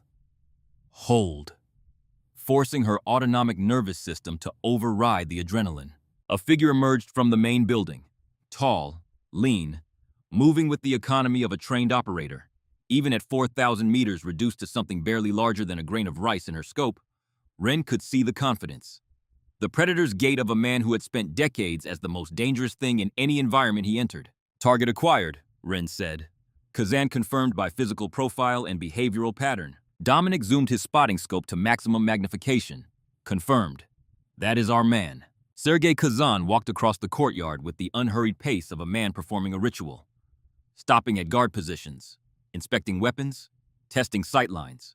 The muscle memory of Soviet military training still governing his body 30 years after the empire that created him ceased to exist. Ren calculated. Range 4,087 meters. Elevation 427 feet above target. Wind 12 miles per hour from northwest. Temperature 92 degrees. Humidity 38%. Barometric pressure 29.2 inches. To hit Kazan, she would need to aim 23 feet above his head and 34 feet to his left. A point in empty air. An act of pure faith in the laws of physics. Kazan continued his patrol, moving along the northern wall. Then he stopped, pulled a cigarette from his breast pocket, lit it with a match, drew the first drag deep into his lungs, and stood there, Still, a stationary target for the duration of one cigarette. Wind check, Ren said. Holding steady. 12 miles per hour northwest. Consistent across all readings for the past 30 minutes. This is as good as it gets. Ren's finger moved to the trigger. First pad of her index finger. 4.5 pounds of pressure would break the shot.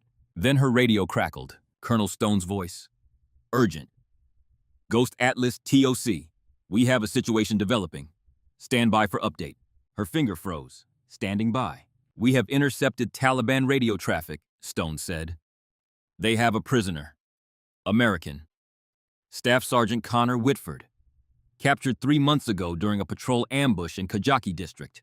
Classified as missing in action, presumed dead. Ren felt something cold move through her body. Not fear. Recognition. Intelligence indicates Whitford is being held at your target location. Stone continued. Taliban forces are preparing to execute him. Today. On camera. Ghost the prisoner is at your target compound. Through her scope, Ren saw movement. Taliban fighters dragging someone from a building on the compound's eastern side. A man. Hands bound behind his back with heavy chain. Blindfolded. His body told the story of 3 months in captivity. Emaciated. Bruised. But alive. Standing on his own feet. Holding his head up despite everything. Dominic swung his spotting scope. Confirmed visual on American prisoner. He is 20 feet northwest of primary target. They are setting up a camera. Up. Ren watched through her scope as the scene arranged itself. Connor Whitford forced to his knees. The chain secured to a metal stake driven into the ground. A Taliban fighter with a video camera finding his angle. Another fighter drawing a blade that caught the noon sun. And Sergei Kazan standing 20 feet away. Smoking. Watching with the detached interest of a man observing something mildly entertaining. Stone's voice returned.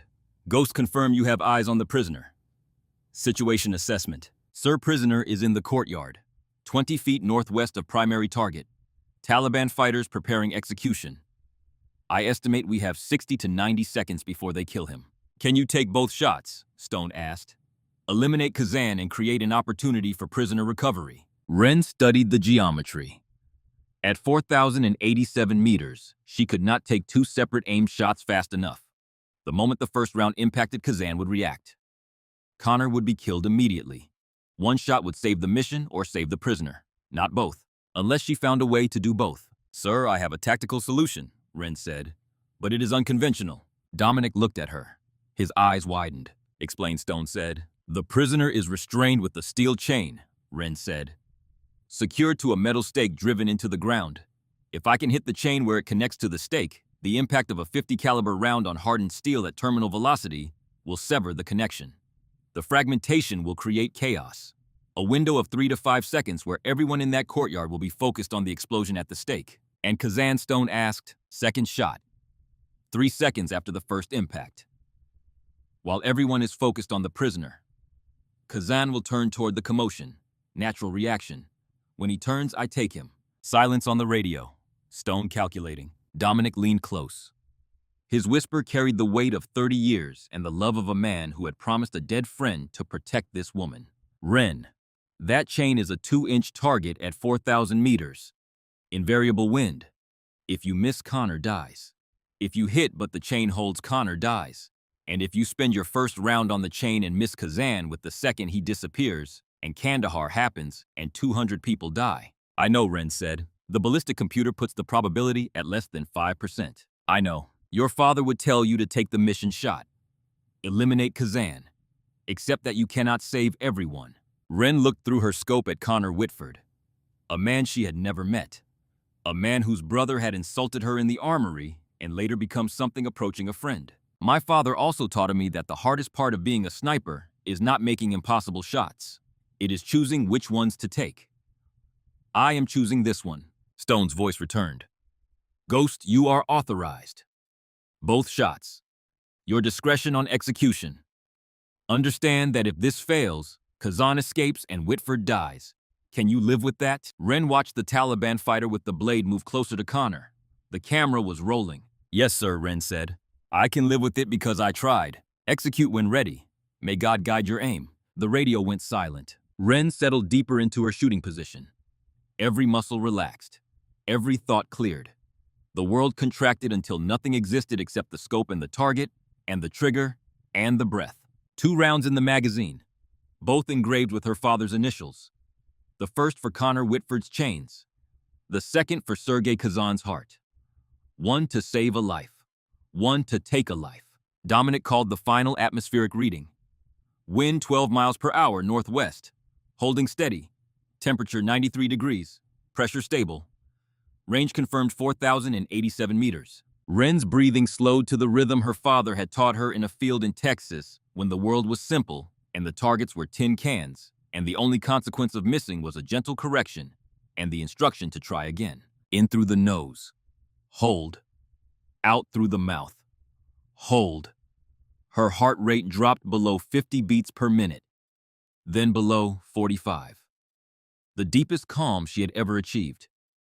The place beyond thought, beyond fear, beyond doubt.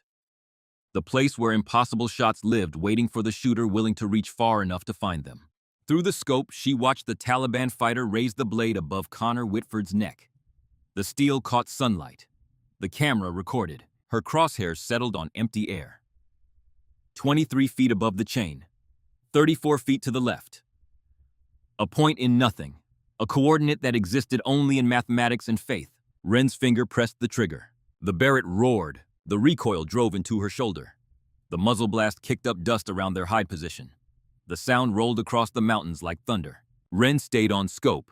The bullet was already flying, 2,800 feet per second leaving the barrel, climbing on the initial trajectory, beginning the long parabolic arc through 6.4 seconds of Afghan air. 1 second, the bullet traveling, Wren's hands already moving, right hand cycling the bolt, the spent brass ejecting, her father's initials catching sunlight as the casing tumbled through the air, left hand steadying the rifle, right hand driving the bolt forward, chambering the second round. 2 seconds, the bullet still climbing, the wind beginning to push it right. Exactly as calculated. 3 seconds, the apex, the bullet reaching the highest point of its arc, hanging for an instant, then beginning to fall. Gravity reclaiming what velocity had borrowed. 4 seconds. Falling now. Accelerating downward. The wind still pushing. The air still resisting. 5 seconds. Wren's crosshairs already moving. Finding Kazan. Leading him. Calculating where he would be when the second bullet arrived. 6 seconds. Through the scope, she saw the impact. The .50 caliber round hit the chain exactly where it connected to the metal stake. 2 inches of hardened steel meeting a projectile traveling at terminal velocity. The chain did not bend. It exploded. Fragments of steel and copper and lead spraying outward. The stake shattered. Connor Whitford lurched forward, suddenly free, his body responding before his mind could process what had happened. The courtyard erupted. Taliban fighters spinning, shouting, weapons swinging in every direction, confusion rippling through their formation. Kazan turned. Wren saw it through the scope. The instinctive reaction, the turn toward the impact, the dropping of the cigarette, the reaching for the pistol, professional even in surprise, but human, still subject to the startled response that no amount of training could completely eliminate. His hand found the pistol. His arm began to rise, aiming at the escaping prisoner, a final kill before withdrawal. Wren fired. The second round left the barrel. Her father's initials engraved on brass, already traveling at 2,800 feet per second toward a man who would never hear it coming. 1 second. Connor Whitford running, hands still bound, blindfold slipping, legs churning through dust with the desperate strength of a man who had survived 3 months of hell and was not going back. 2 seconds. Taliban fighters opening fire, shooting at Connor, bullets kicking up dirt around his feet, missing in their panic. 3 seconds. Kazan's pistol coming up, steady, the only steady hand in the courtyard.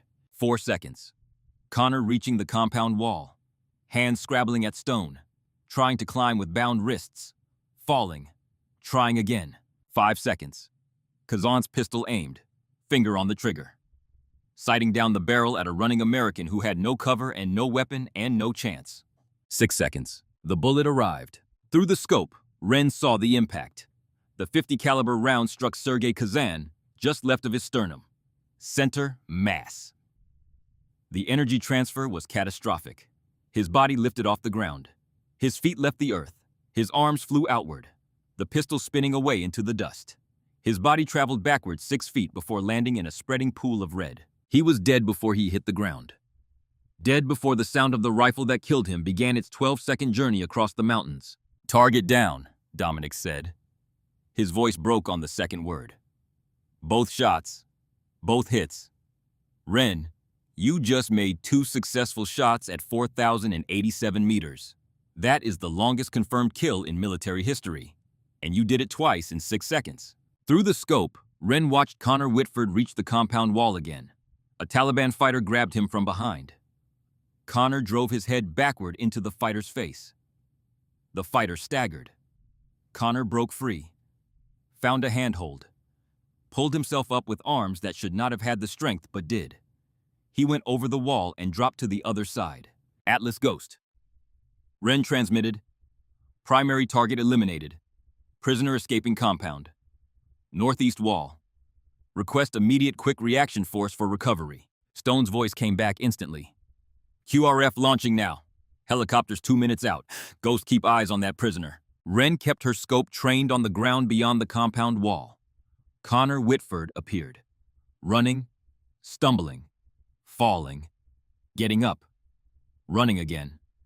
Taliban fighters pouring out of the compound behind him, shooting, their rounds kicking up dust around a man who ran through it all with the single-minded focus of someone who understood that stopping meant dying. Then the sound arrived. The Barrett. 2 thunderclaps rolling across the mountains, a voice from an impossible distance. Then another sound, the most beautiful sound in the lexicon of American warfare. Helicopters, 2 Apache gunships screaming over the ridgeline from the east, their rotors beating the air with the sound that Taliban fighters had learned to fear. The Apaches banked hard, and their 30mm chain guns opened fire. The Taliban fighters pursuing Connor Whitford ceased to exist. A Black Hawk descended. Fast rope deploying. Marines sliding down with practiced speed. They hit the ground running. Found Connor Whitford face down in the dirt, 50 meters from the compound wall. Still alive. Still conscious. They picked him up. Carried him. Covered him with their bodies and their weapons. 60 seconds from touchdown to liftoff. The Black Hawk climbing. The Apaches providing cover with rockets that streaked into the compound and turned stone buildings into rubble and flames. Ren sat back from the Barrett. Her hands were shaking. First time in years. The full-body tremor of adrenaline releasing its grip. The physical acknowledgement that what she had just done was something the human body was not designed to do, and the human mind was not equipped to fully process. Dominic put his hand on her shoulder. "You did it," he said. "Both shots. 4,087 meters. Ren looked at the spent brass beside her. 2 casings. Her father's initials stamped into the metal. R.H. Robert Holloway, catching the Afghan sun. She picked them up, held them in her palm. These casings had traveled from a ranch in Texas to a military base in Virginia to a shooting range in California to a mountain ridge in Afghanistan. "My father always said the best shots are the ones that save lives," Ren said. "Not just take them. Today I saved one directly and stopped hundreds from being taken at Kandahar." They packed their equipment, broke down the hide position, began the long patrol back to forward operating point Eagle. As they moved down from the ridge, Ren allowed herself one look back. The compound was burning. Apache rockets had done thorough work. Stone walls crumbling. The place where Sergei Kazan had built his program of death was being consumed by fire that would leave nothing but ash and charred foundations. The patrol back took 9 hours. They moved carefully. Taliban forces in the area would be angry, confused, looking for the sniper who had reached across an impossible distance and killed the most dangerous man in their organization. Every village they passed would be full of young men with rifles and a fresh reason to use them. Every ridgeline could conceal an ambush born of rage rather than strategy. But rage made fighters careless, and careless fighters made noise. And Ren and Dominic moved through the terrain the way water moves through rock, finding gaps, flowing through them, leaving no trace. They did not speak during the return patrol. There was nothing to say that the silence did not say better. They had done the thing they had come to do. They had done it in a way that neither of them had thought possible until the moment it became necessary. And now, they were walking home through darkness carrying the weight of 4 lives ended, and 1 life saved, and the knowledge that somewhere behind them, a compound was burning, and a program of death was dying with it.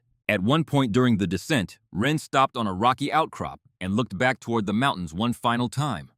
The glow of the burning compound was visible even at this distance, a faint orange light against the dark ridgeline. The funeral pyre of Sergei Kazan and everything he had built. She watched it for 30 seconds. Then she turned and kept walking. They reached forward operating point Eagle at 2100 hours. The Marine lieutenant met them with hot coffee and news. Connor Whitford is in surgery at Kandahar, the lieutenant said. Doctors say he will make it. Malnourished, dehydrated, some broken bones that healed wrong during captivity, 3 cracked ribs. Signs of repeated beatings, but his vital organs are intact and his mind is clear. First thing he said when the medics got him on the helicopter was to ask them to tell his brother he was alive. His brother is on a helicopter right now going to see him. Wren wrapped her hands around the coffee cup and let the warmth soak into fingers that had been cold since the moment she pulled the trigger. She thought about Bryce Whitford, the cocky kid from Tulsa who had walked into her armory and dismissed her with a grin and a joke. The same kid who had later found her in the chow hall and apologized with the awkward sincerity of a young man learning that the world was larger and more complicated than he had been taught. He would see his brother alive tonight, would get to stand beside a hospital bed and hold a hand he thought he would never hold again, would get the second chance that so many families in so many wars had prayed for and never received. That was worth 2 bullets. That was worth everything. They helicoptered back to FOB Atlas at midnight. The Black Hawk settled onto the landing pad with the gentleness of a bird finding its nest. Wren expected to proceed directly to debriefing, expected the cold fluorescent lights and the metal chairs and the careful questions about shot placement and decision-making and rules of engagement. Instead, as she stepped off the Black Hawk into the warm Afghan night, the rotor wash still beating against her uniform, she saw them, the entire base personnel. Hundreds of soldiers and Marines and sailors and airmen standing in formation on the landing pad. Silent. At attention. Uniforms pressed despite the hour. Weapons cleaned despite the dust. Boots polished despite the gravel. The formation of warriors honoring one of their own in the oldest tradition of military service. A tradition that predated nations and flags and the politics that started wars. The simple, powerful act of standing up and being present when someone had done something extraordinary. Colonel Marcus Stone stood at the front, his silver hair catching the floodlights, his face carrying an expression Wren had never seen on a commanding officer. Something deeper than pride or relief. The face of a man who had spent 60 years in a world of limits and had just watched someone transcend them. Attention to orders, Stone called. His voice carried across the formation and the flight line and the darkness beyond. Every person on the base snapped to a sharper attention. Staff Sergeant Wren Holloway Stone said, "Today you conducted a precision strike operation at a range of 4,087 meters. You engaged and eliminated a high-value target responsible for 63 American deaths and the training of insurgent snipers who killed hundreds more. You simultaneously rescued an American prisoner of war under active threat of execution, and you prevented a planned attack on Kandahar airfield that would have killed an estimated 200 coalition personnel." He paused. Let the silence carry the weight of those facts across the formation. Your shots today represent the longest confirmed combat kills in military history. Your actions represent the highest ideals of American military service. You are a credit to your uniform, your branch, and your nation. The formation erupted. Not polite applause. The raw, full-throated roar of warriors who understood exactly what had been accomplished and exactly what it had cost. The sound bounced off buildings and vehicles and the mountains beyond. The sound of hundreds of hardened combat veterans giving voice to something that transcended rank and service branch, and all the petty divisions that sometimes separated people who wore the same flag on their shoulders. Wren stood in the center of it, overwhelmed in a way that combat had never overwhelmed her. She had expected classification, secrecy, another sanitized record, and another buried achievement. Instead, she was standing in floodlight, surrounded by recognition from people who understood. Bryce Whitford broke through the formation. Running. Not the swagger he had carried into the armory that first morning. Not the performance of toughness that young soldiers use to armor themselves against vulnerability. Just a young man with tears streaming down his face and something in his eyes that looked like the beginning of wisdom. "You saved my brother," Bryce said, his voice cracking on every word. "After everything I said to you, after I doubted you and disrespected you, After I stood in that armory and told you to leave the long-range work to the boys, you went out there and made the most impossible shots in the history of warfare, and you saved my brother's life." He wiped his eyes with the back of his hand. "I just talked to Connor on the radio," Bryce continued. "He is awake. He is talking. He told me that he saw the chain explode and he did not understand what was happening. Did not know if it was God or luck or something else entirely. He just ran. And now the doctors say he is going to make it. He is going to come home." Ren nodded. Simple. Direct. The way her father would have received such words. With grace, but without theater. "I want to put in for the transfer," Bryce said. "I want to be your spotter. I want to learn from the best, if you will have me." Ren looked at Dominic, standing at the edge of the crowd, his weathered face carrying a smile she had not seen before. The smile of a man who had kept a promise to a dead friend and found that the keeping of it had healed something in himself. "Being a spotter is not about ego," Ren said to Bryce. "It is about service, making the shooter better, putting the mission above yourself." "Can you do that?" "Yes, ma'am," Bryce said. "I can. I will." The debriefing lasted 3 hours. Stone walked Ren through every detail. When it was done, he pulled her aside. "The CIA is not pleased," Stone said. "They wanted Kazan alive. They are already pushing complaints up the chain." Ren felt the old fear. The same fear from when she had killed the Falcon. Would she be punished again? Buried again? Stone saw it in her face. "Relax, Staff Sergeant. I told them that battlefield conditions required lethal force, that attempting to wound at 4,000 meters would have compromised the prisoner rescue and the overall mission. They cannot argue with results. 200 people are alive at Kandahar because of your decision. The counterintelligence team has also identified and detained the individual who was leaking base information. A contracted interpreter with access to facility documents. That threat is neutralized." "So my record," Ren began, "will remain classified for approximately 20 years, Stone said. "Standard protocol for sensitive operations. After that, it will be declassified. Your name will enter the history books." Ren thought about that. 20 years. She would be 47. "I can live with that," she said. "There is one more thing," Stone said. "I have been authorized to offer you a training assignment. Advanced Scout Sniper School. You would be an instructor, teaching the next generation of long-range shooters. Passing on your father's legacy. Interested?" Ren thought about it. No more combat deployments. No more impossible shots. No more lying on mountains waiting to kill people at distances they could not imagine. Instead, teaching, mentoring, creating new generations of precision shooters who would protect Americans the way she had. Her father had been an instructor, had taught hundreds of Marines, had shaped careers and saved lives through the knowledge he shared. Maybe it was time for Ren to do the same. "Yes, sir," she said. "I am very interested." 3 years passed. Ren trained 216 students at Advanced Scout Sniper School, watched them graduate, watched them deploy, watched some of them come home in flag-draped coffins that she helped carry across tarmacs in the gray light of military airfields, watched others come home with missing limbs and haunted eyes, and the slow recognition that the person they had been before deployment no longer existed, and watched still others come home carrying stories of shots made and lives saved, and impossible problems solved at distances that their teachers would have said were impossible until a woman named Ren Holloway proved otherwise. She taught them everything her father had taught her. Not just the mechanics of shooting, not just the mathematics of ballistics or the physics of wind and gravity and atmospheric pressure.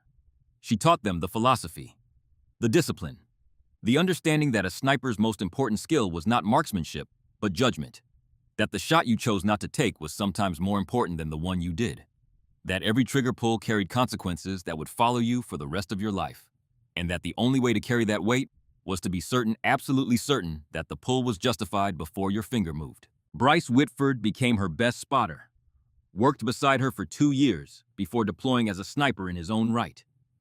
He credited Ren with saving not just his brother's life, but his own soul, teaching him that redemption came through service, not through ego, that the distance between arrogance and competence was measured in humility, and that the strongest thing a person could do was admit what they did not know and learn from someone who did. On their final mission together, Bryce spotted a 2,800-meter shot that saved a pinned reconnaissance team.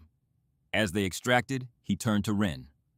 "Connor is getting married next month," he said, his voice carrying the particular quality of a man who understands that he is living in time that might not have existed.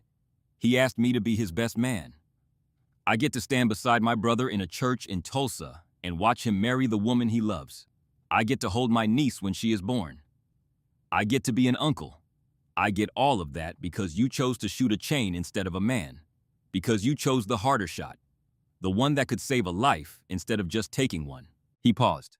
"Thank you does not cover it, but thank you." Wren understood then that the longest shot was not the one at 4,087 meters. It was choosing to save Connor when every manual and every doctrine and every calculation of probability said to prioritize Kazan. That choice had rippled outward through time. Saved a marriage that had not happened yet. Future children who would grow up with their father. A family made whole because one woman on a mountain had decided that a single life in front of her mattered as much as 200 lives she could not see. That was the shot that mattered most, and it would never appear in any record or any history book or any classified file.